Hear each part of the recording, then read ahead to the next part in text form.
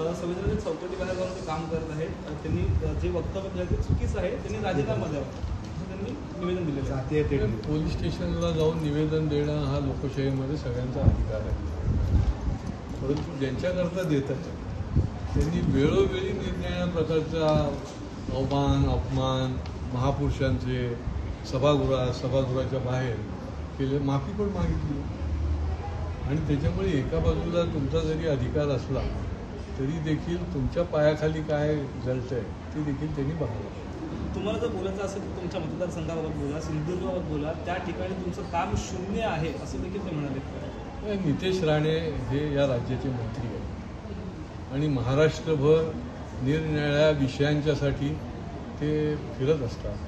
म्हणजे गोरक्षणासाठी तर असेल किंवा कुठेही अशा प्रकारचं जातीय कुठे तेढ निर्माण होत असेल तर त्या ठिकाणी देखील नितेश राणे जात असतात. आणि त्याच्यामुळे ते एका मतदारसंघापुरती नाही, ते महाराष्ट्राचे मंत्री आहेत आणि महाराष्ट्राचे देखील नेतृत्व देखील निरनिराळ्या विषयांसाठी ते फिरून करत असतात. नितेश राणेंना त्यांनी आवाहन केलं आहे की तुम्ही पुन्हा एकदा कळवा मुंबरामध्ये येऊन दाखवावं, तुम्हाला चोख उत्तर देत राष्ट्रवादी कार्यकर्ते होते.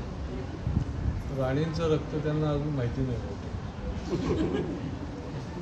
ते नारायण राणे साहेबांच्या पासून सगळ्यांना घेऊन येतील आणि त्याच्यामुळे उगाच आव्हान निर्माण करू नका. तुमचं वाढ करा, तुमची संघटना वाढवा, परंतु उगाच अशा पद्धतीने एखाद्याला आव्हान देणं हे मला वाटतं योग्य नाही. परंतु पाहिजे तर राज्यपालांना ते सांगत आहेत की त्यांनी राजीनामा द्यावा असं पत्र देखील ते करणार कार्यकर्ते.